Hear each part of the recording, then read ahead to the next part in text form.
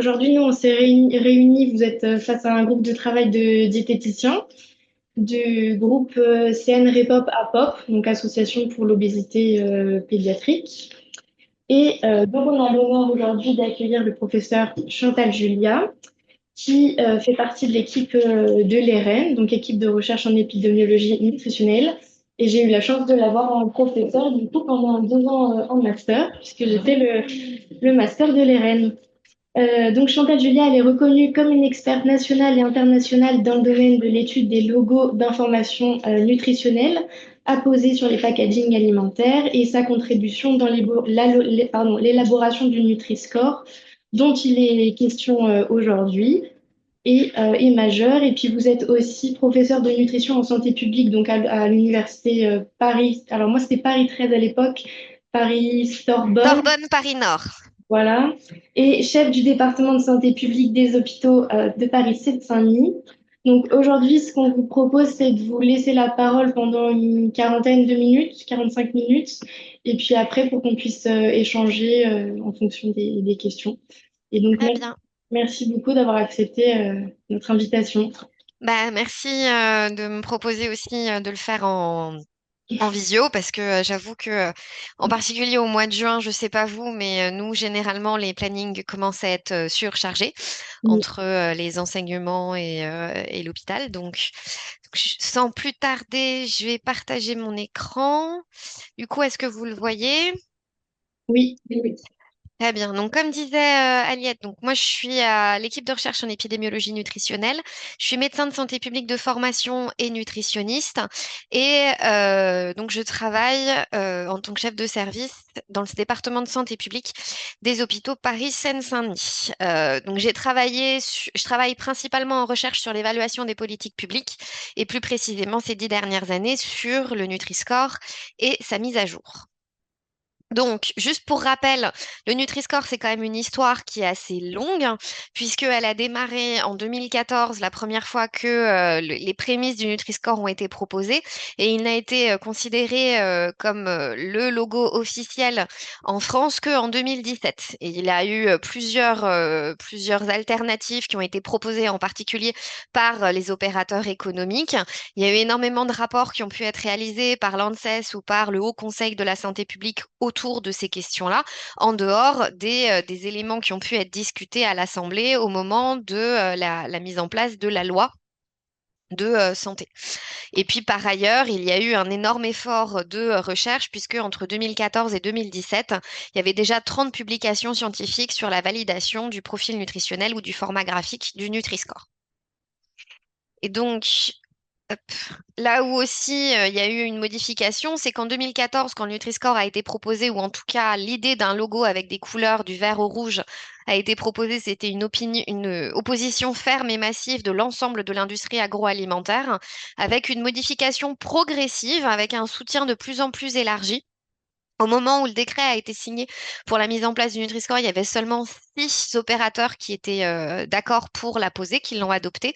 Et puis au fur et à mesure, ça a augmenté. Et là aujourd'hui, on peut dire que franchement, la vapeur s'est renversée puisque le Nutri-Score peut être considéré vraiment comme un standard, en tout cas en France, puisque près de 62% des parts de marché, des marques en part de marché, euh, ont adopté le Nutri-Score. On est plus de 1400 marques aujourd'hui en 2025, ce qui représente une grosse partie de l'offre alimentaire. Ce qu'il faut voir, c'est que malgré tout, le Nutri-Score reste volontaire hein, du fait de la réglementation européenne. On ne peut pas le rendre obligatoire pour le moment, ce qui veut dire que la pénétration en fonction des secteurs de marché peut être très différente. Par exemple, il y a environ 97% des produits en part de marché qui ont le Nutri-Score dans les céréales du petit déjeuner, mais on descend à 11% ou 15% dans les confiseries ou dans les boissons sucrées. Donc, comment est-ce qu'on est arrivé tout de même à cette réussite? D'abord, il y a un support scientifique extrêmement important, puisqu'aujourd'hui, on a plus de 150 publications scientifiques qui valident l'algorithme ou le format graphique. Il y a eu les rapports d'expertise scientifique indépendants dont je vous ai parlé de l'ANSES ou du Haut Conseil de la santé publique. Il y a eu un soutien de la société civile assez continu pendant les 3 ans, avec le soutien des associations de consommateurs, des applications qui ont permis de rendre visible le Nutri-Score par son calcul même en l'absence l'urgence de son implémentation et puis des pétitions qui ont demandé l'adoption du Nutri-Score pour lesquelles l'une d'entre elles a obtenu près de 250 000 signatures. Il y a eu une exposition médiatique continue avec une couverture dans la presse nationale et régionale et à la télévision, en particulier en 2015. Un épisode de Cache Investigation a été spécifiquement porté autour du Nutri-Score qui a rendu cette mesure particulièrement visible pour le public. Ça reste le format officiel des pouvoirs publics, ce qui lui confère une certaine légitimité puisqu'il ne s'agit pas d'un logo qui est calculé dans son coin par l'industrie agroalimentaire. Et la dernière chose, c'est que l'adhésion des différents opérateurs, et en particulier des opérateurs type les distributeurs, ont conduit à une certaine pression de concurrence sur l'affichage et la transparence vis-à-vis de la composition nutritionnelle, qui a conduit à de plus en plus d'opérateurs à y aller dans la mesure où le concurrent le mettait en place. Donc ça, ce sont les cadres théoriques qui ont pu être mis en place et sur lesquels on a pu travailler sur la validation du Nutri-Score. Donc il y a deux éléments de validation. D'abord, la validation du profil nutritionnel. On est sur un système qui est résumé, donc qui va donner une seule valeur de composition enfin, de qualité nutritionnelle au produit. Donc il s'agit de valider que cet algorithme correspond bien a bien un intérêt de santé publique, donc d'abord tout simplement en l'appliquant sur des produits alimentaires, en s'assurant qu'il est bien cohérent avec les recommandations nutritionnelles, mais surtout en faisant un saut qualitatif et en allant regarder la qualité des régimes des individus en fonction de la qualité des produits qu'ils consomment, s'assurer que c'est bien lié à un régime alimentaire plus sain et que la consommation de produits qui sont mieux classés dans l'algorithme est associée à une réduction des risques en termes de maladies chroniques liées à la nutrition. Mais en dehors du profil nutritionnel, il faut aussi valider son format graphique, c'est-à-dire sa transposition dans le Nutri-Score que vous connaissez entre A et E de vert au rouge. On aurait pu faire un score unique allant de 0 à 100, par exemple, sans couleur. Et donc, l'idée, c'est de vérifier que la transposition qui a été proposée, elle est bien perçue, que les consommateurs en ont une opinion favorable et qu'ils sont capables de comprendre l'information qui est donnée. Ça paraît trivial, mais bien s'assurer qu'ils ont compris que A, c'est mieux que B, qui est mieux que C, et ainsi de suite, et qu'il permet d'améliorer les achats dans une situation d'achat en supermarché ou quand on leur propose des produits. Et enfin, la combinaison de l'efficacité du profil nutritionnel et celle du format graphique peut ensuite être évaluée en termes d'impact potentiel sur la santé. Et il y a au moins deux études de simulation qui ont essayé de mesurer, enfin en tout cas d'estimer le gain que pourrait apporter la position du Nutri-Score en termes de gain de santé à terme pour la population. Donc le Nutri-Score, ça se repose sur un profil nutritionnel qui s'appelle le score de la Food Standard Agency. Il a été développé initialement en 2005 en Grande-Bretagne pour la régulation de la publicité alimentaire aux enfants. Donc il a été réadapté par la suite pour un usage dans le cadre de l'étiquetage nutritionnel, mais la structure même de l'algorithme n'a pas été modifiée. Donc il prend en compte quatre éléments plutôt défavorables sur le plan de de la nutrition, que sont la densité énergétique, les sucres simples, les acides gras saturés et le sodium, auxquels dans la version 2015, je parlerai ensuite de la version 2023, on va attribuer entre 0 et 10 points. On fait une première somme sur ces éléments dits défavorables et ensuite on prend en compte tout de même des éléments plutôt favorables, que sont le pourcentage de fruits, légumes, légumineuses, noix et huiles végétales, et fibres et protéines pour lesquels on va attribuer entre 0 et 5 points. Vous voyez déjà que les points dits positifs, donc sur les éléments favorables, pèsent moins lourd dans l'algorithme que les éléments dits plutôt défavorables. Donc on met vraiment plutôt l'accent sur les éléments défavorables du produit. Et donc, à partir de ça, on a un algorithme qui nous donne de façon un peu théorique, moins 15 pour les produits qui ont la meilleure qualité nutritionnelle et plus 40 pour les produits qui ont la moins bonne qualité nutritionnelle. Donc, si on applique ça aux aliments, donc là, c'est le 2015, vous voyez que globalement, les produits qui sont plutôt à favoriser dans l'alimentation, que sont les fruits et légumes, les légumineuses, les poissons gras, nature, ou les produits complets sont en A. En E, vous allez retrouver des produits classiques. Il n'y a pas de surprise dans le Nutri-Score, les pâtes à tartiner, les boissons sucrées, les saucissons et ainsi de suite. Mais surtout, le Nutri-Score permet de mettre en évidence des différences à l'intérieur des groupes alimentaires. Vous allez par exemple avoir les fruits frais qui vont être en A, les fruits secs qui peuvent être en B, voire en C. Dans les charcuteries, les jambons classiques blancs vont être en C, le jambon de Parme en D et le saucisson en E. Donc à chaque fois, on voit une certaine variabilité à l'intérieur des groupes alimentaires qui permet de distinguer les produits qui sont les moins gras, les moins salés ou les moins sucrés à l'intérieur d'une catégorie. Donc le Nutri-Score, je vous disais, il a été évalué en association prospective avec la santé. Et ça a été fait dans plusieurs études. Ça a été fait dans deux études en France, l'étude Suvimax et l'étude Nutrinet Santé. Dans les deux cohortes en Espagne, les cohortes Sun et Enrica, et dans l'étude Molisani, ainsi que dans l'étude EPIC, qui est une très grande étude européenne qui a plus de 450 000 participants avec 13 années de suivi. Et l'ensemble de ces études ont conduit à des résultats relativement cohérents, c'est-à-dire que la consommation d'aliments en moyenne qui sont de moins bonne qualité nutritionnelle selon le profil du Nutri-Score est associée à une augmentation significative du risque de développer des maladies qui sont liées à la nutrition, comme les maladies cardiovasculaires, les cancers, le diabète de type 2, les prises de poids, l'obésité, l'augmentation du risque de mortalité, et l'ensemble de ces résultats sont cohérents. Ce qui nous rassure finalement sur la qualité du profil nutritionnel, parce qu'il montre bien que si on améliore les comportements alimentaires en se basant sur ce profil, on peut espérer contribuer à limiter la survenue de certaines de ces maladies. Donc, ce qui a été réalisé au moment Là, je vous présente une des études qui a été réalisée pour comparer différents formats graphiques. Donc, c'est un essai qui a été réalisé en économie expérimentale à Grenoble, où ont été testées les alternatives qui étaient proposées dans le cadre de la concertation en 2015-2016 en France. Donc, il y avait le Nutri-Score, le Nutri-Mark qui était proposé par Leclerc, les feux tricolores multiples, un format qui était proposé par la distribution et un format qui était proposé par la FICT, donc la Fédération de l'industrie de la charcuterie traiteur. Ce qu'on voit, c'est que les consommateurs, on leur demandait de faire un premier panier d'achat sans logo et ensuite un deuxième dans lequel les logos étaient apposés de façon aléatoire en fonction de la personne. Donc, ce qu'on voit, c'est que le Nutri-Score est celui qui conduit à la plus grande amélioration de la qualité nutritionnelle du panier d'achat, avec quasiment 10% d'amélioration. Mais surtout, il n'y a pas de perte d'efficacité quand on prend l'échantillon global et quand on prend l'échantillon avec les revenus les plus faibles.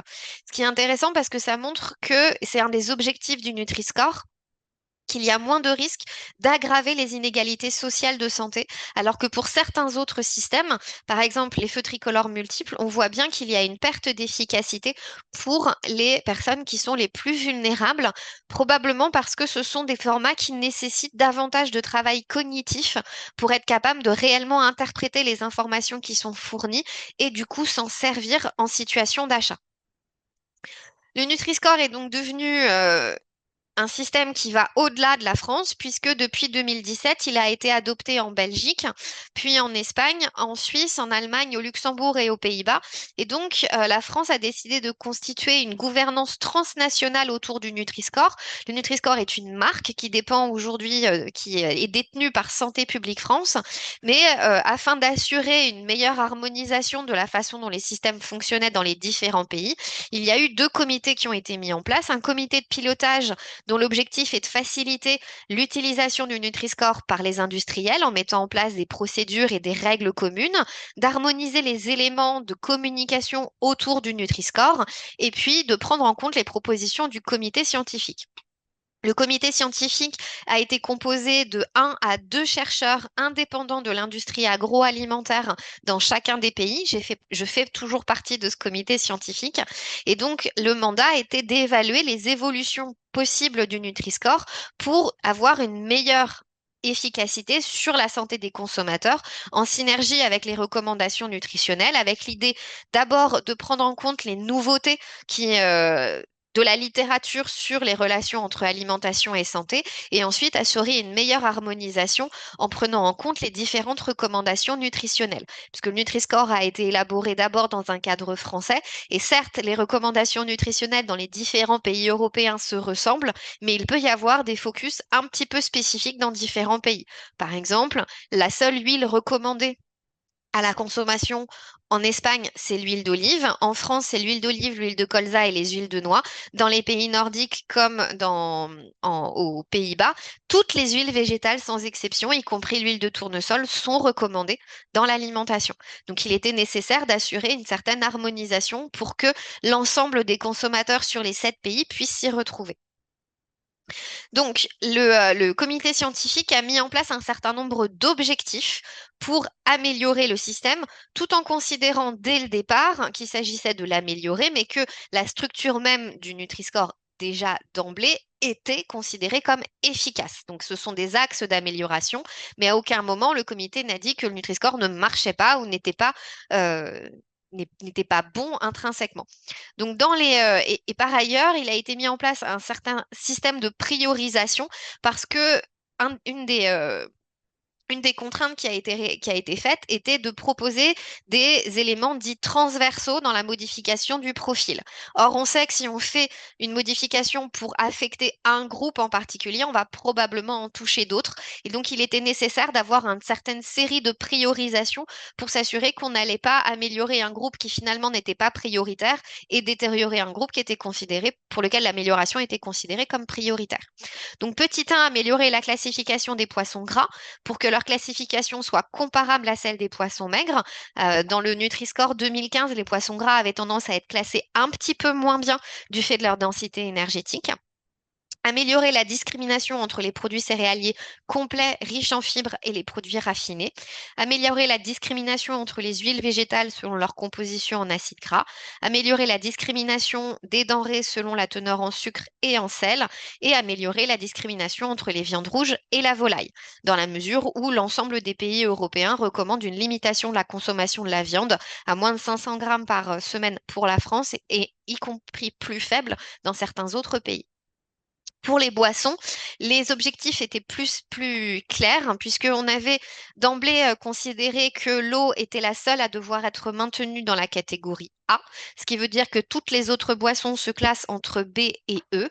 Deuxième élément, le lait écrémé et demi-écrémé devaient être maintenus dans les catégories les plus favorables, donc dans la catégorie B, mais qu'il devait y avoir une discrimination avec le lait entier qui est plus riche en gras et les boissons à base de lait qui sont sucrées qui, elles, devaient avoir enfin, une moins bonne classification. Dans le Nutri-Score 2015, que ce soit le lait demi-écrémé ou le lait sucrés comme les candiopes pouvaient être classés B de la même manière, alors que la teneur en sucre est le double pour ce qui concerne le candiope. Pour ce qui est des boissons végétales, il y a une recherche dans la littérature pour identifier s'il y avait des critères qui nous permettraient de déterminer si tel ou tel type de boisson végétale était plus favorable à la santé. Il n'y en avait pas, ou du moins pas suffisamment, ce qui veut dire que le groupe a considéré que l'algorithme faisait bien son travail et qu'on pouvait se baser sur la composition nutritionnelle et la façon dont l'algorithme allait les classer naturellement. Pour les boissons sucrées, permettre une plus grande discrimination pour les boissons qui ont de très faibles teneurs en sucre, c'est-à-dire moins de 2 grammes pour 100 millilitres. Par ailleurs, l'utilisation d'édulcorants ne devait pas être promue dans le cadre du Nutri-Score. Aujourd'hui, les boissons édulcorées, comme elles sont à zéro partout, elles ont un classement en B dans le cadre du Nutri-Score, ce qui envoie quand même un signal de promotion. Et donc, l'idée, c'était que ce signal de promotion ne soit plus présent dans le Nutri-Score. Pour ce qui est des jus de fruits, la classification a été considérée comme adéquate et donc on a visé le statu quo. Au final, dans l'ensemble, l'algorithme, alors je peux rentrer dans les détails si vous voulez, mais dans l'ensemble, l'algorithme, il est plus strict. Les produits qui sont riches en sel, en gras et en sucre sont décalés vers le D et le E. Il y a donc une meilleure discrimination sur la base des nutriments qui sont à limiter et les produits qui sont moins riches en fibres ou en protéines sont décalés vers des classes moins favorables. C'est le cas par exemple pour les plats préparés ou pour les pizzas qui se décalent parce qu'elles sont beaucoup moins riches, elles sont pas riches en fibres et elles sont peu riches en protéines finalement par rapport à ce qu'on souhaiterait comme étant des bonnes sources de protéines. Quelques groupes alimentaires qui sont très ciblés obtiennent une amélioration. Ce sont les poissons gras, qu'on avait déjà identifiés comme un objectif, les huiles végétales qui contiennent peu d'acides gras saturés, ce qui veut dire que les huiles d'olive, de noix et de colza sont décalées vers une classe meilleure, c'est-à-dire le B et non plus le C. Les noix et les graines oléagineuses non assaisonnées aussi basculent plus facilement en A ou en B. Et les fromages à pâte dure peu salés, les mentales, peuvent aussi basculer en C. Alors qu'aujourd'hui, dans le Nutri-Score, ce sont beaucoup les fromages frais qui peuvent accéder à la classe C du Nutri-Score. Donc, si on regarde, on a fait des études pour évaluer finalement la cohérence entre le Nutri-Score et les recommandations nutritionnelles en France. Donc, déjà, on a pris tous les repères nutritionnels et on a classé en 41 critères pour 26 groupes alimentaires pour tester la cohérence avec les guides alimentaires. Il y avait des critères de positionnement, c'est-à-dire pour les fruits et légumes qui sont à favoriser, on a considéré qu'ils devaient donc être à plus de 80% en A et en B. Des critères de discrimination entre groupes, quand on dit il faut favoriser les produits complets, ça voulait dire qu'il fallait que les produits complets soient mieux classés en moyenne que les produits non complets. Et enfin, des critères de nutriments, quand on dit qu'il faut consommer moins gras, moins salé, moins sucré, il fallait que le Nutri-Score soit capable d'identifier cette différence de composition à l'intérieur des groupes alimentaires. On a testé ça dans la base de données de Locali, d'Open Food Facts et du Sequal. Au global, on avait déjà le Nutri-Score qui couvrait 63% des critères initialement. Le Nutri-Score 2023 recouvre maintenant 85% des critères qui ont été identifiés pour les recommandations nutritionnelles. Pour 5 des 6 critères, le Nutri-Score ne couvre pas de façon complète les critères, mais c'est en amélioration avec la version 2023. Et les groupes pour lesquels seulement la mise à jour permet un alignement avec les guides alimentaires, c'est les poissons gras, les noix, les pâtes à tartiner, les glaces, les sodas light, les laits aromatisés et les snacks salés. Si on compare, puisque vous vous intéressez aussi à la question de l'ultra-transformation, on a voulu voir quelle était la corrélation entre le Nutri-Score et la classification NOVA. Donc la classification NOVA considère donc ces 4 classes de produits alimentaire. Les produits dits ultra transformés sont dans la catégorie Nova 4. Ce qu'on voit, c'est que avec la version 2023 du Nutri-Score, il n'y a que 13% de ces aliments considérés comme Nova 3 qui sont dans les catégories A et B. Inversement, ils sont 63% à être classés D et E. Ce qui veut dire que globalement, en moyenne, les produits qui sont considérés comme ultra transformés sont effectivement plus riches en gras, en sel et en sucre et ils sont classés de façon cohérente avec le Nutri-Score. Donc, où est-ce qu'on en est au niveau européen? En 2020, il avait été proposé de mettre en place par la Commission européenne un logo harmonisé obligatoire pour l'ensemble de l'Europe. La deadline était considérée pour le décembre 2022. Il y a un certain nombre d'éléments qui ont été mis en place pour avancer dans la discussion autour de la mise en place d'un logo en face avant des emballages harmonisés. Mais finalement, il y a eu un blocage d'un point de vue réglementaire et surtout politique. Et aujourd'hui, il n'y a pas de proposition de la Commission européenne pour un logo harmonisé et obligatoire. Ce qui veut dire qu'on reste dans la réglementation actuelle, qui a quand même une grande limite, c'est qu'on n'est pas en mesure, même en France, de proposer un logo qui soit obligatoire. On ne peut proposer le Nutri-Score que comme étant volontaire du fait de la réglementation européenne. Parmi les différents éléments qui ont été mis en place tout de même pour faire avancer le processus, il y a eu une consultation ouverte de la Commission européenne qui a conduit 2700 participants à donner leur opinion. Et par exemple, ici, dans les questions qui leur étaient posées, on a demandé est-ce que vous pensez qu'un système résumé coloriel, donc en gros le Nutri-Score, permettrait d'encourager les consommateurs à changer leur, euh, leur comportement d'achat? On voit que il y a des positions favorables majoritaires par les organisations de consommateurs, les chercheurs ou les citoyens. En revanche, on a des opinions majoritairement défavorables et très défavorables par toutes par les compagnies, chez les industriels, les associations d'industriels ou les trade unions, les syndicats agricoles.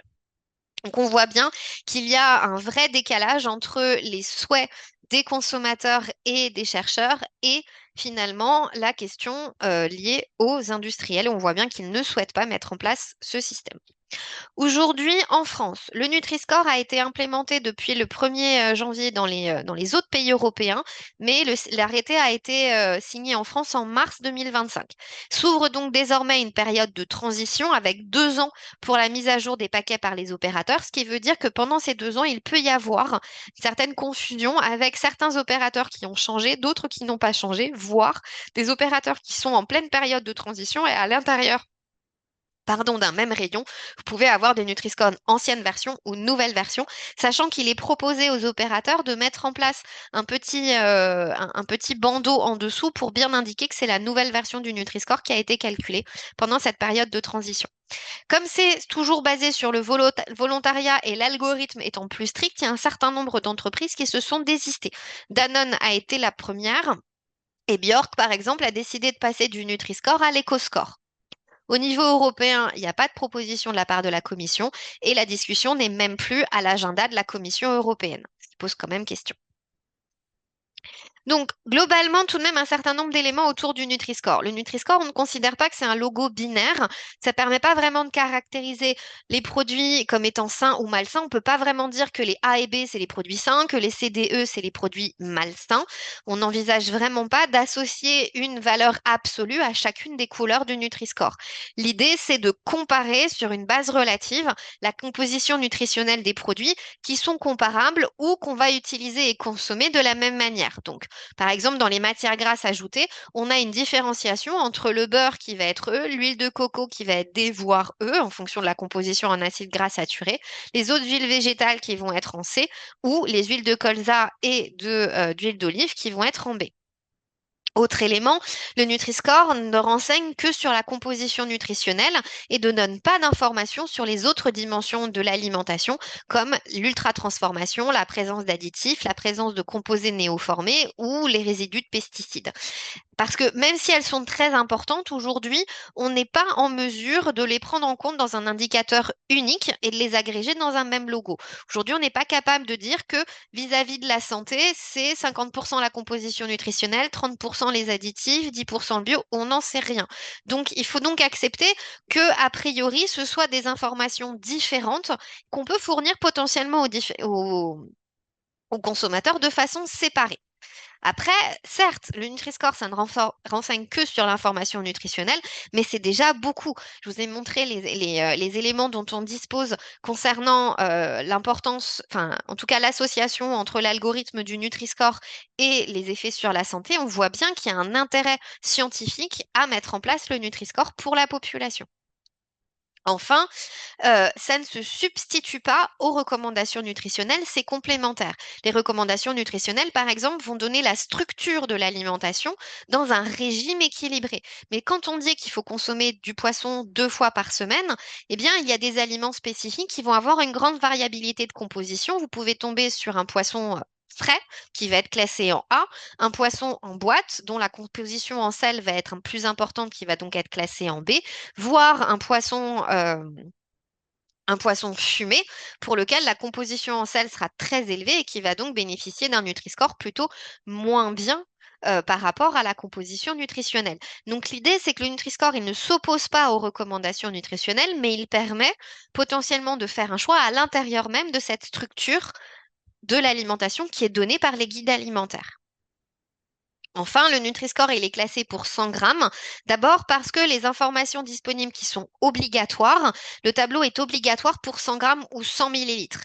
Les données qui sont sur la portion sont basées uniquement sur le volontariat, d'une part, et d'autre part, surtout, la portion, elle est donnée par le fabricant lui-même. Il n'y a pas, en France en tout cas, de standardisation de la taille de portion, contrairement à ce qu'il peut y avoir dans d'autres pays. Ensuite, définir une taille de portion, c'est extrêmement difficile parce que la taille de portion, vous le savez très bien puisque vous êtes diététicienne, ça va varier aussi en fonction des besoins énergétiques des individus. On ne va pas donner la même taille de portion à une femme enceinte, à un enfant en bas âge ou à un senior. Et donc, c'est difficile de calculer un logo nutritionnel qui s'appuierait sur différentes tailles de portions ou bien d'afficher plusieurs logos en fonction des différents groupes de la population. Le risque aussi qu'il risque d'y avoir, c'est que si on s'attache exclusivement aux portions pour les adultes, on risque de passer à côté de portions qui sont souhaitables pour les enfants, qui seraient de plus petite taille et donc de donner une information quelque peu fausse sur les compositions nutritionnelles des produits.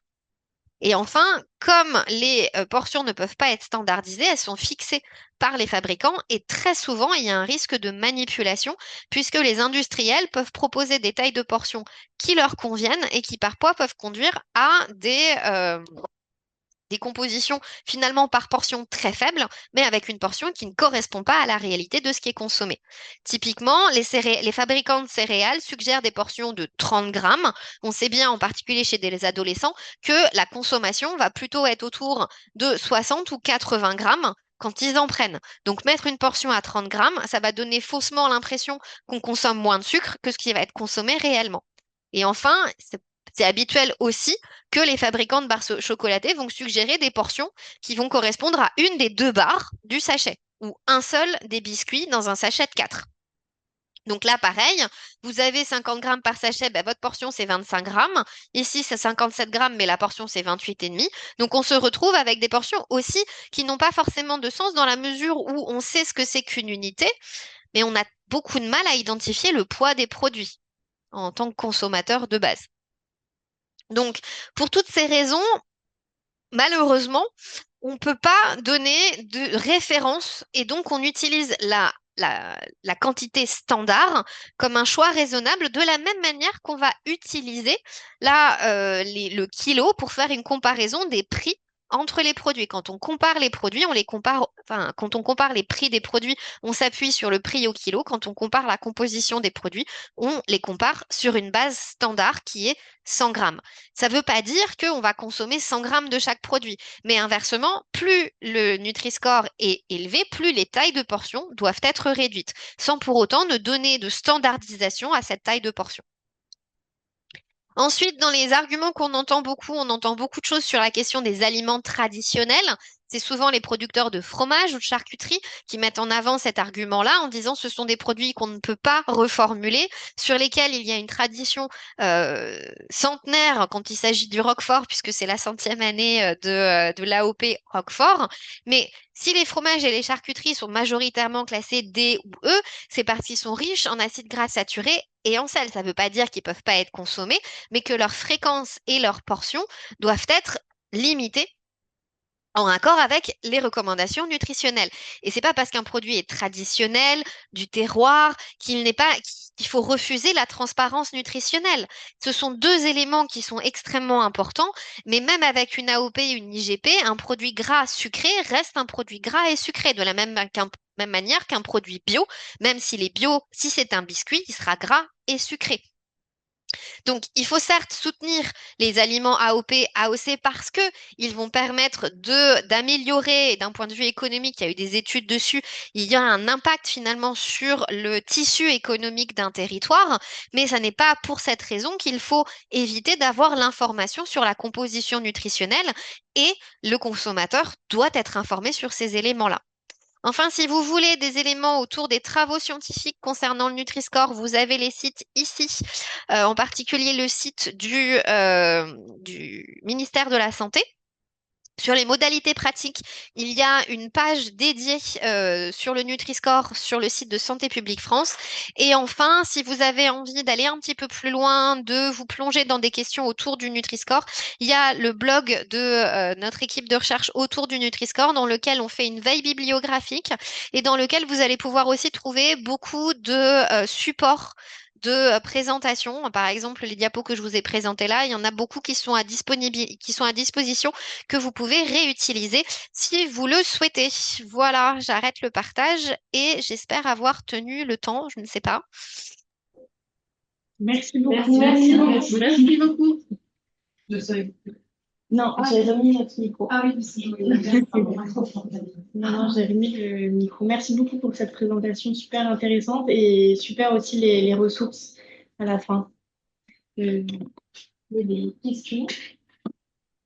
Alors je vais juste, si ça vous, laissez-moi juste 2 minutes d'allumer la lumière parce qu'en fait je suis en plein contre.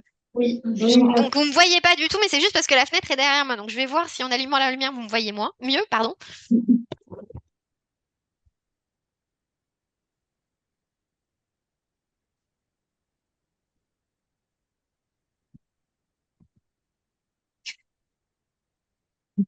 ce qui est bien dans En fait, il n'y a qu'une seule des trois lumières qui marche. Très bien. Pas de souci. La PHP. Non, Pardon. il n'y a pas de questions dans les commentaires. Ah, il me T'as semblait vu avoir vu quelqu'un qui dans avait le chat? J'avais une Non, question, à partir allez-y. de quel âge on peut vraiment l'utiliser, ce Nutri-Score? On sait que chez les petits, ça ne correspond pas, hein, 0,3 Non. ans. Les 0-3 ans, les aliments pour les tout petits en 0-3 ans sont exclus du Nutri-Score parce que leurs repères alimentaires sont bien plus différents que ceux des adultes, en particulier en ce qui concerne le gras et les protéines. Et donc, c'est absolument pas adapté. Typiquement, entre 0 et 3 ans, quand on a passé le stade du lait infantile, on recommande de passer à du lait entier. Là, le lait entier, il va être C. Et c'est alors que c'est le lait entier qui est recommandé chez les tout petits. Oui. Justement, la limite, est-ce que c'est vraiment 3 ans ou est-ce qu'on peut considérer que ce Nutri-Score, il n'est pas adapté un petit peu plus tard sur... Alors, il n'y a pas nécessairement comment dire, il y a pas d'âge. De toute façon, vous le savez très bien, il y a un continuum. Tous les enfants vont pas grandir à la même vitesse non plus. Et donc, on peut difficilement considérer un seuil brutal à partir duquel il faut passer de l'un à l'autre. En revanche, ce qui est sûr, c'est que les recommandations nutritionnelles qui ont été proposées pour les enfants de 4 à 18 ans, elles sont quand même très en ligne avec celles des adultes. Et on dit bien rapidement, on peut faire une transition vers du demi-écrémé. Donc effectivement, pour les tout petits, non. Après, au fur et à mesure, oui, on peut, à partir du moment où l'enfant il bascule sur une alimentation qui est la même alimentation que celle du reste de la famille, on peut considérer que le Nutri-Score fonctionne. Alors peut-être pas exact, enfin le lait, on peut le décaler encore un petit peu dans le temps, mais quand même assez rapidement les repères, enfin les recommandations nutritionnelles pour les enfants, ils vont se rapprocher de celles des adultes. Mais en ce qui concerne les produits gras sucrés, typiquement, le Nutri-Score marche très bien. Il faut continuer. très vite dans l'assiette. Oui. Moi, j'ai une question sur les campagnes de communication autour du Nutri-Score. Comment ça se passe? Enfin, est-ce que là, il y en a régulièrement? Comment vous communiquez à la population? Alors, les campagnes de communication sont sous la houlette de Santé publique France, qui a mis en place une... Alors, a priori, il devrait y avoir une nouvelle campagne qui devrait se lancer bientôt si elle n'a pas déjà commencé. Mais quoi qu'il arrive, vous avez du matériel pédagogique qui est disponible sur le site de mangerbouger.fr. Et en particulier, là, Santé publique France a mis à disposition un certain nombre de courtes vidéos pour introduire la nouvelle version du Nutri-Score, rappeler un certain nombre d'éléments autour de son utilisation et mis à jour toutes les informations qui sont disponibles sur le site mangerbouger.fr. Donc, il va y avoir une nouvelle campagne nationale autour du Nutri-Score. Après, ça dépend beaucoup de Santé publique France, malheureusement. Donc, nous, on n'est pas, enfin voilà, moi je travaille à l'hôpital, on est indépendant, on n'a pas d'accès direct aux médias. Alors, on en parle régulièrement dans les médias, mais on fait pas de campagne directement. C'est Santé publique France qui s'en charge. Notamment sur les réseaux sociaux, je pensais aussi. Ils en font un peu. Après, nous, on n'est pas influenceurs. D'ailleurs, ça se voit, j'ai pas le rond qui permet d'avoir la bonne lumière sur mon visage. Je faudrait peut-être que je m'équipe. Mais c'est vrai que voilà, on n'est pas, c'est pas notre métier. Nous, on est chercheurs de métier. Je sais que Santé publique France a bien l'intention d'utiliser un certain nombre d'influenceurs pour relayer cette campagne-là, pour s'assurer qu'elle est bien relayée. Et par ailleurs, on laisse quand même, en dehors des campagnes de Santé publique France, les opérateurs qui ont adopté le Nutri-Score ont mis en place aussi sur les sites internet des différents opérateurs, il y a des pages dédiées Nutri-Score qui reprennent les informations de mangerbouger.fr, donc en général qui sont quand même validées en amont aussi par Santé publique France, qui permettent de relancer aussi les informations dessus. Et il peut y avoir, sans être des campagnes de communication, mais en tout cas, ça peut augmenter la sensibilité. Certains distributeurs vont proposer même des systèmes d'incitation à l'utilisation du Nutri-Score. Par exemple, je sais que Carrefour, par exemple, propose que vous cagnotiez un pourcentage si vous achetez des produits A et B chez eux. Deleuze a fait, par exemple, faisait des campagnes un peu flash où de telle heure à telle heure, si vous achetiez des produits B de leur marque, il y avait un discount. Enfin, bon, il y a un certain nombre. Les distributeurs sont assez inventif sur ces enjeux autour du Nutri-Score et pour le mettre en avant. Je sais que par exemple sur les sites internet de la plupart des distributeurs, désormais vous avez le Nutri-Score y compris pour les marques qui ne l'affichent pas. sauf si les marques le refusent. Et là, par exemple, sur le site de Leclerc, je vous assure, je n'ai des actions chez personne, hein, je dis les choses telles qu'elles sont. Mais sur le site de Leclerc, pour les marques qui ont refusé d'apposer le Nutri-Score, vous allez avoir un petit logo avec un point d'interrogation, avec un rond, avec derrière les couleurs du Nutri-Score. Et si vous passez votre souris dessus, il y a marqué le fabricant refuse ou n'a pas souhaité nous donner les informations nécessaires au calcul du Nutri-Score. Ok. Moi, en tant que diététicienne libérale, j'avais reçu au mois d'avril un courrier de Santé publique France avec justement tous les aspects, enfin l'évolution et tous les modalités de communication. Il va y avoir effectivement des spots radio, un spot TV, il va y avoir des vidéos pédagogiques en partenariat avec l'influenceur Jamie.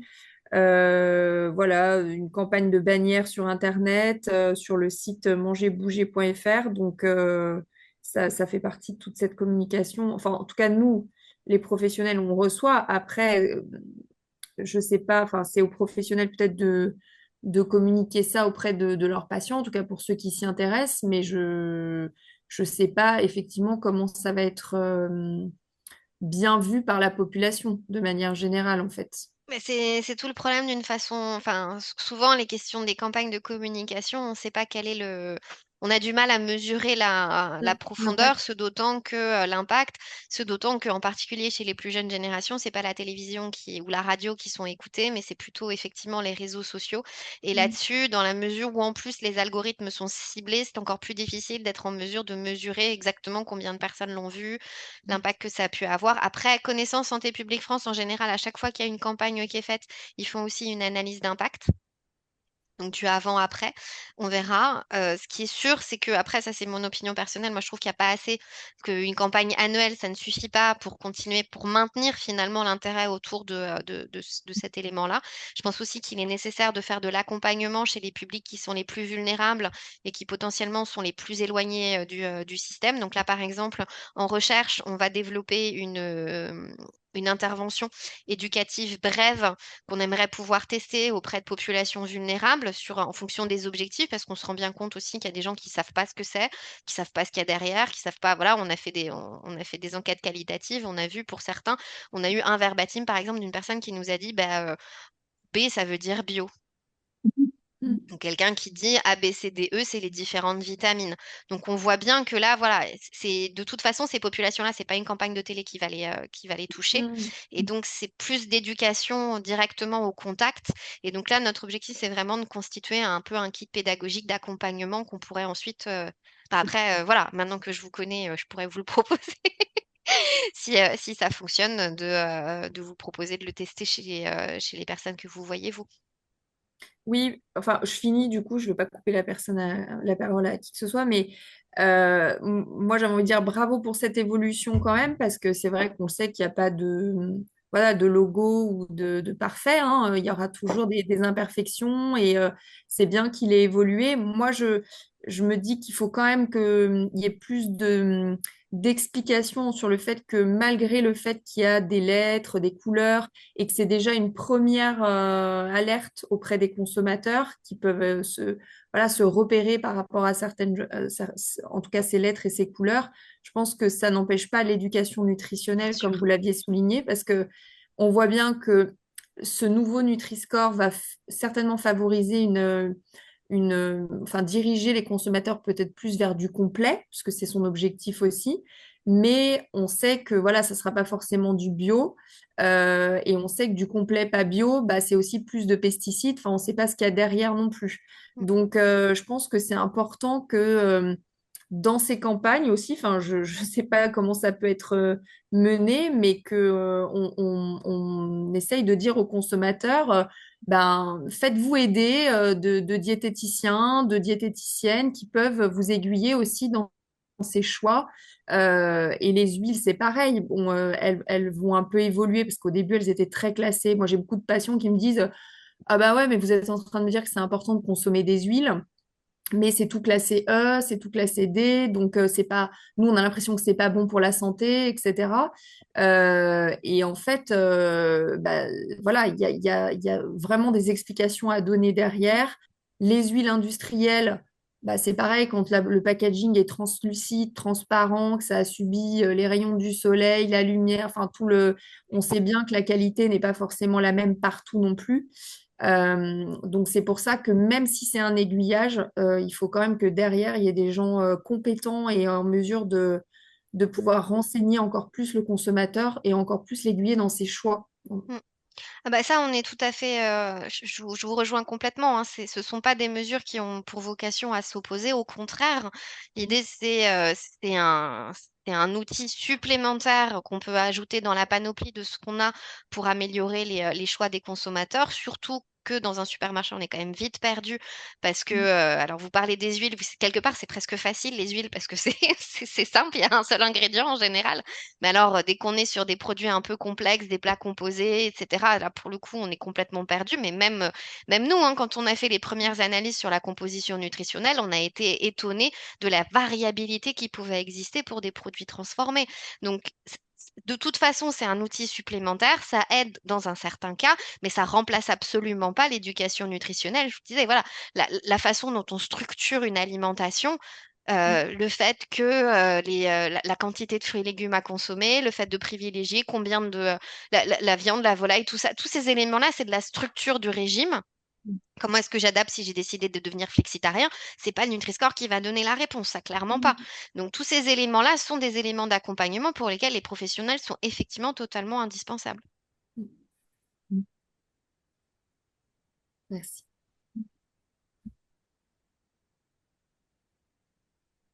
Est-ce que vous avez d'autres questions?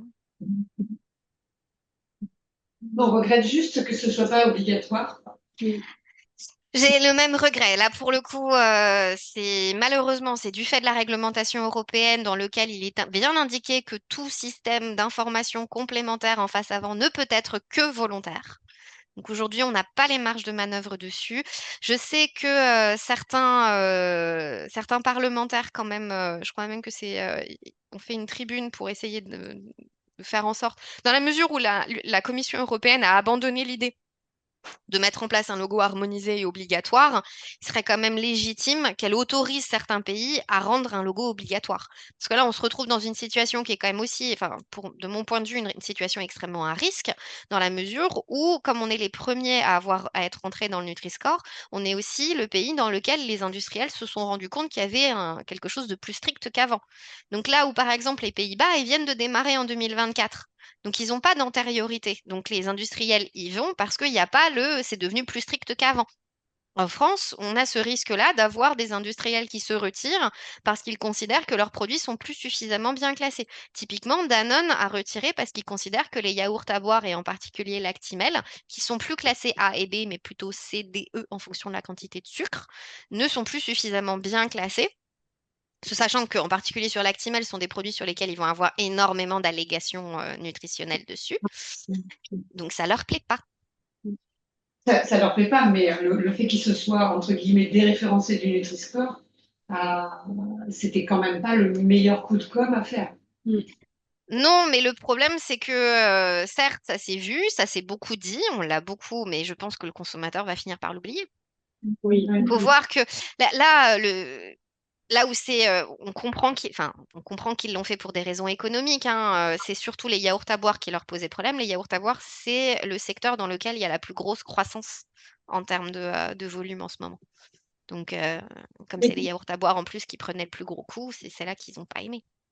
Du coup, ils ont entièrement ôté le Nutri-Score de tous leurs produits, parce qu'il me semble qu'avec le Nutri-Score, la marque doit étiqueter en fait tous ses produits. Oui. Alors, il y a un système de marque mère et de marque fille. C'est-à-dire que, par exemple, Danone n'a jamais adopté le Nutri-Score que pour les produits frais. Danone n'a jamais adopté le Nutri-Score pour ses boissons. Ils ont toujours été que sur produits frais. Et ensuite, ils ont le droit soit de mettre Danone, soit de mettre les différentes sous-marques. Et donc, par exemple, pour Danone, ils avaient mis Danonino, toutes les petites sous-marques. Donc, techniquement, ils pourraient dire, je le laisse pour Danone Global, mais je l'enlève pour Danonino. Ils auraient la possibilité toujours de le faire, mais a priori, ils ont retiré toutes leurs marques. Après, dans la mesure où il y a 2 ans, je pense qu'ils vont pas être complètement bêtes.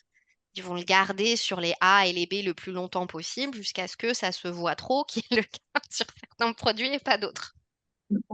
Et quid alors, c'est une info France Inter, hein, donc des industriels, parce que nous, dans nos formations, quand on présente le Nutri-Score, on explique que c'est génial pour le consommateur, etc. Et que ça a aussi permis aux industriels d'améliorer leur proposition.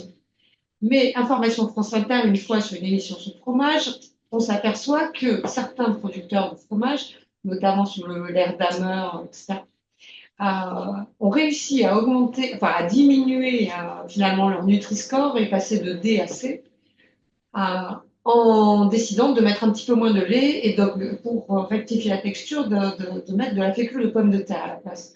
Du coup, ils vendent leur fromage au prix du fromage alors que c'est de la fécule de pomme de terre. Donc, Alors, on peut faire. malheureusement, on ne peut rien faire contre ça dans la mesure où c'est la composition nutritionnelle qui compte et malheureusement pas la liste des ingrédients. Alors, heureusement, ce type de comportement est quand même rare. C'est-à-dire que la plupart des gens qui ont reformulé, ils l'ont reformulé de façon honnête. C'est-à-dire qu'ils ont réduit la quantité de sel, la quantité de trucs, etc. En revanche, effectivement, on ne peut pas lutter contre un phénomène qui serait de ce type-là, qui est l'ajout d'additifs ou autres pour améliorer la composition nutritionnelle. En revanche, quelque chose qui est arrivé, donc ça c'est quand même de ce que j'ai pu voir dans les reformulations, c'est quand même assez rare. La plupart du temps, c'est honnête. En revanche, ce qui est fait et qui est peut-être un peu plus malhonnête de temps en temps, c'est que les producteurs ont la possibilité d'afficher le Nutri-Score pour le produit tel quel ou le produit égoutté. Et en particulier, on a pu avoir un certain nombre de surprises, c'est-à-dire que sur les fruits au sirop, dont auparavant la composition nutritionnelle était pour la totalité du paquet, c'est-à-dire le sirop et le fruit, bah, désormais, ils présentent uniquement pour le fruit une fois égoutté. Donc c'est Oui, très bien si le fruit est égoutté, par contre, ça ne tient pas compte du sirop qui généralement finit quand même dans la bouche des petits enfants. mais personne Mais ça, n'est. malheureusement, on n'y peut rien. Ça, pareil, ce sont des choses pour lesquelles on n'a pas de recours parce que c'est une liberté qui leur est offerte dans le cadre de la réglementation européenne. Donc, il y a ça. Dans les éléments aussi dont il faut tenir compte, et là, pour le coup, certains qui sont malhonnêtes peuvent jouer dessus, c'est que, il y a la déclaration nutritionnelle, il y a une marge d'erreur qui est autorisée entre ce qui est affiché à l'arrière du paquet et ce qui est vérifié par enfin, par une instance indépendante. Ce qui est normal. Vous avez le droit d'avoir un produit qui peut varier un petit peu d'une fois sur l'autre. La seule chose, c'est que la marge de variabilité qui est autorisée dans le cadre de la réglementation, elle est très élevée puisque c'est plus ou moins 20%. Oui, c'est énorme. Donc, voilà. Ça reste. C'est d'ailleurs une des raisons pour lesquelles le lait demi-écrémé, en fait, le lait demi-écrémé, dans le Nutri-Score, il a toujours été B. Sauf qu'il est B, mais il est. Alors, le lait demi-écrémé, c'était un. Je pense que on était les seuls dans l'équipe à avoir un petit côté sur le lait demi-écrémé parce que tout le monde dit maintenant il est A, il est A. Non, il a toujours été B. Mais en fait, il est pile à 0,1 g de protéines près, il est B ou A. Donc, en 2 ans, on les a tous vus passer de B à A. Très étonnamment. Alors, a priori, ça reste du lait. Enfin, du lait demi-écrémé, la variabilité, elle n'est pas énorme. Mais comme ils étaient pile à l'endroit où il fallait pas, eh ben, ils ont tous profité de cette petite autorisation de variabilité pour basculer en A. Donc aujourd'hui, ils sont tous en B. Il n'y a plus cet effet-là parce qu'ils sont pile au milieu du B. Donc on n'a pas ces effets de bord qui arrivent aujourd'hui. Et ils étaient B au départ. Mais voilà, il peut y avoir quelques effets de bord comme ça du fait de la déclaration nutritionnelle. On a essayé de les limiter au maximum, et là en particulier sur le lait, parce qu'on l'avait repéré quand même assez vite, on l'a rectifié dans le nouvel algorithme. Mais bon, il y aura toujours sur les effets de reformulation, on a bien vu aussi, hein, la plupart des reformulations qui ont lieu, elles ont lieu juste en dessous du seuil. Une des raisons aussi pour lesquelles, a priori, l'algorithme va continuer à bouger. Parce qu'une fois qu'on est passé en dessous du seuil, on va aussi les inciter à continuer à bouger. J'ai une petite réflexion à partager. D'abord, merci pour ces, ces informations très intéressantes. Je me retrouve en difficulté, notamment par rapport aux céréales du petit déjeuner, Mhm. avec mes patients, parce que j'ai quand même pas mal de patients qui sont sensibles au Nutri-Score et qui sont très heureux de trouver un bon Nutri-Score pour des aliments qu'ils pensaient ne pas être à consommer au quotidien et que là, du coup, ça valide. En fait, il y a comme un biais de confirmation. Il y a comme quelque chose où là, bah, tiens, en fait, c'est super bon, c'est enrichi en vitamines. En plus, c'est à base de céréales complètes et le Nutri-Score est dans le vert. Ou ça arrive qu'il soit dans le vert, je l'ai déjà vu. Alors ça, peut-être que ça va changer. Mais moi, C'est ça me l'effet choc à pic, vous voulez dire? oui, question parce qu'en l'occurrence, c'est vraiment des aliments qui sont consommés quotidiennement. C'est pas une pizza, enfin, même s'il y a des gens qui consomment des pizzas tous les jours, quand même les chocs à pic, c'est le petit déjeuner. Et là, moi, je suis gênée à cet endroit-là. Alors, deux choses. La première chose, c'est que les chocs à pic, tout de même, il y a eu un vrai effort de reformulation parce que au tout démarrage du Nutri-Score, ils étaient D. Oui. Ah ouais. Donc, ah oui, oui, ils ont réduit de moitié la quantité de sucre. Mm. Donc, il y a eu un effort considérable en termes de reformulation. On est d'accord que ça reste quand même encore 20 grammes de sucre et que c'est beaucoup trop. Dans le nouveau Nutri-Score, toutes ces céréales-là, et on a un peu ciblé certaines céréales qu'on avait identifiées nous aussi, rebasculent en C. Ok, Donc, ok. les seules céréales que vous allez retrouver en A sont les muesli, les céréales, les flocons d'avoine, enfin, c'est les céréales nature ou avec très peu de sucre. Ce sont les seules. Vraiment, le Nutri-Score devient plus strict. En moyenne, les céréales sont C, voire D pour celles qui Ok. sont sucrées. Et pareil, au moment où le Nutri-Score est sorti, on avait certaines céréales qui étaient en E, qui ont très vite reformulé pour rebasculer en D maximum. Là, il y aura de nouveau, voilà, elles repartent toutes dans le bon sens. Parce que là, il y a la notion du sucre, mais il y a la notion de l'index glycémique, de la réponse. Alors ça, Ah, ouais, encore une fois, c'est là où vous intervenez parce que nous, malheureusement, tout ce qui est index glycémique, ça ne rentre pas en ligne de compte dans le calcul du Nutri-Score. Donc ça, on peut malheureusement, voilà, on n'a pas d'informations sur l'index glycémique à l'arrière du paquet. Par ailleurs, l'index glycémique, il est certes très intéressant pour des patients diabétiques, mais en population générale, a priori, il n'a pas encore fait ses preuves sur la réduction d'un certain nombre de risques. Donc, quoi qu'il arrive, vous serez toujours en première ligne sur un certain nombre de questionnements qu'il peut y avoir, mais oui, on a essayé de rectifier et on a rectifié en particulier les céréales du petit déjeuner. Donc, vous pourrez. Alors, l'autre élément, par exemple, qu'on a rectifié, c'est que c'est les fameux laits aromatisés, parce que nous, on était très gênés de voir le Candy en B, parce que ça reste quand même très sucré. Et puis, on s'est rendu compte aussi que le Nesquik a fait, enfin, que Nestlé avait fait la même chose pour le Nesquik que ce qu'il avait fait dans d'autres pays, c'est-à-dire utiliser la déclaration nutritionnelle telle que consommée, et donc avec une cuillère de Nesquik pour un verre de lait demi-écrémé. Donc, le Nutri-Score basculait en B. Aujourd'hui, ce n'est plus le cas, puisque s'ils utilisent, maintenant que le Nutri-Score pour les boissons lactées prend en compte, vraiment le lait est bien pris en compte et la composition en sucre, enfin les sucres ajoutés du lait est bien pris en compte, bah, désormais, que ce soit en version poudre telle que vendue ou dans du lait, ce sera classé pareil, ce sera D partout. Ok. Alors là, je comprends pas très bien pourquoi D. Parce que moi, je le montre en formation souvent. Si je prends un Candy Up ou que je fais un bol de Nesquik à mon gamin, j'ai la même teneur en sucre. Oui, mais ça dépend, oui, mais ça dépend ça dépend de la quantité de sucre. Parce qu'il y a ils ont quand même réduit au fur et à mesure. Donc, il y en a qui vont être E. Mais alors, le Nesquik spécifiquement, qui est moins sucré que d'autres options, il sera D. Mais il y en a qui vont être E. Mais en fonction de la teneur en sucre complètement.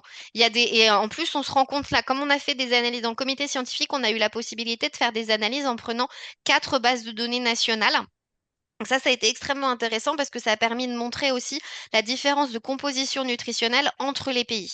Et c'est là où on s'est rendu compte que les produits qui sont en France, en yaourt à boire et en boisson lactée, sont beaucoup plus riches en sucre, par exemple, que ce qu'il peut y avoir dans d'autres pays. Aux Pays-Bas, par exemple, ils ont beaucoup d'options qui sont très peu sucrées, qui sont classées C. Et inversement, dans d'autres pays, comme la France, on a majoritairement des produits qui sont classés D et E, donc plus sucrés. Donc, on peut espérer, dans la mesure où ça existe dans d'autres pays, qu'ils vont aussi être amenés à réduire la composition en sucre de ces produits-là. Après, malheureusement, quoi qu'il arrive, l'enjeu qu'on va avoir sur les poudres, c'est qu'on ne peut pas maîtriser, même si voilà, l'industriel, il maîtrise la recette qu'il met, mais on ne peut pas maîtriser la quantité de poudre qui est mise réellement dans le lait au moment où il est préparé, quoi. C'est la même chose pour tous les aliments. On ne maîtrise pas Oui, la oui. quantité qui va être ingérée. Et le fait qu'ils soient tentés de réduire, la question, de réduire la teneur en sucre, vous nous dites qu'aux Pays-Bas, par exemple, ils ont moins de sucre dans des produits qui sont plus sucrés chez nous. Quid du Nutri-Score en Martinique, Guadeloupe et compagnie? Alors, le Nutri-Score étant calculé sur la base de la composition nutritionnelle, s'il y a plus de sucre à l'arrière du paquet, il y a plus de sucre dans le Nutri-Score et donc ce sera moins bien classé. Et du coup, vous avez parlé des parts de marché en France. J'ai pas de là, pour le coup, je pourrais pas vous dire les parts de marché Sur les dom-toms. dans les DROM. Non, malheureusement, nous n'avons pas l'information. Je suis pas certaine qu'il y ait la même pénétration dans les DROM que dans le reste de la France, parce qu'il y a beaucoup de productions qui sont, enfin, alors, les producteurs, en tout cas, les producteurs qui ont adopté en France métropolitaine, en France hexagonale, sont obligés de l'appliquer aussi dans les DROM. Et donc, donc s'ils ont une autre recette pour les DROM, ils seront obligés de mettre le Nutri-Score avec la recette qu'ils ont là-bas. L'avantage, c'est qu'on peut vérifier à l'arrière, entre l'arrière et l'avant, on peut vérifier s'il y a cohérence. En revanche, si ce sont des producteurs spécifiquement là-bas, c'est pas certain qu'ils aient adopté. Donc là-dessus, malheureusement, on n'a pas l'information. Mais c'est intéressant de se poser la question et je pense que je pourrais la remonter auprès de Locali. Locali fait une analyse tous les ans des parts de marché, effectivement, du Nutri-Score. On pourrait lui poser la question s'il est capable de faire le travail, enfin de répliquer l'information sur les DROM. Mais c'est sûr que les enquêtes en DROM sont plus complexes parce qu'on n'a pas forcément les données.